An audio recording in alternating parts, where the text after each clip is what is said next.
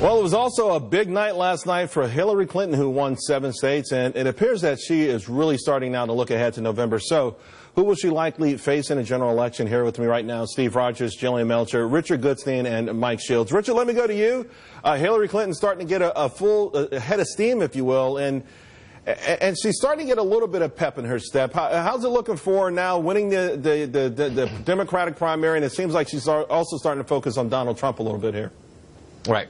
So the last time I was on with you, Charles, there was some question about whether Hillary was quaking in her boots a little bit. I don't think anybody in her camp is feeling that way now. Look, last night was a really solid night, not just because she was a little nervous, but now she's over the hump. Well, I'm just saying, right now she's feeling pretty good, and here's why. She likes the matchup with Trump. She feels good about the look. If you look at all the indicators, not just the polls, today's polls don't mean much, but I'd rather, frankly, be where she is than where Trump is, up 8, 10, and so forth. The president's popularity, even in the Fox-owned poll, is up 49, 47 net plus 2. So that's a good thing to kind of run with. And again, she's got not just look.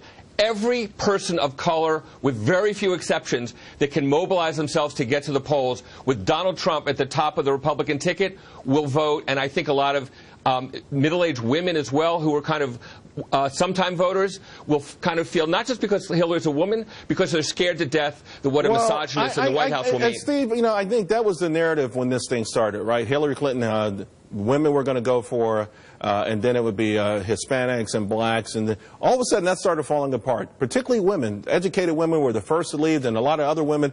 Her you know, people who say they want to follow her locks, it really fell apart. Maybe she's getting it back together. Maybe she's getting her mojo.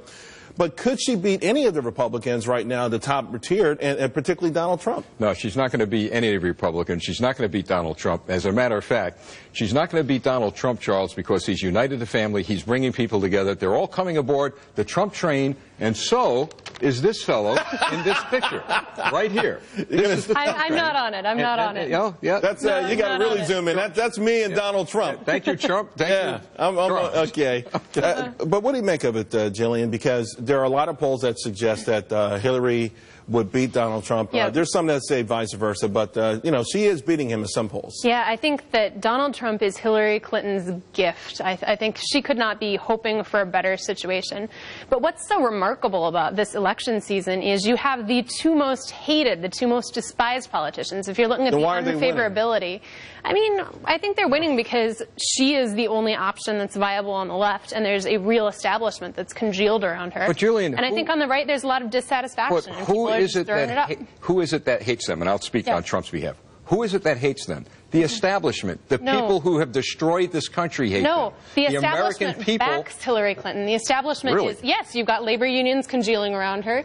You've got, you know, the environmental left. You've got pretty much everybody but the Bernie Sanders hippies. And you've got middle-class America. The hardworking middle-class Americans are backing Trump, hands down. Hands down. Some of them. And they are the people. If you look at it still, the majority of Republicans do not support Trump. All right, guys, I tell you what, we're going to come back and finish this conversation. Mike, I'll get you in there. Sorry about that. In the meantime, remember, tomorrow morning, Mitt Romney, he's got a big announcement at 11:30. Everyone's wondering what the heck is he going to say. He's going to talk about the state of this race, but is he going to take a shot at Donald Trump, or will he try to be something of a healer for the party?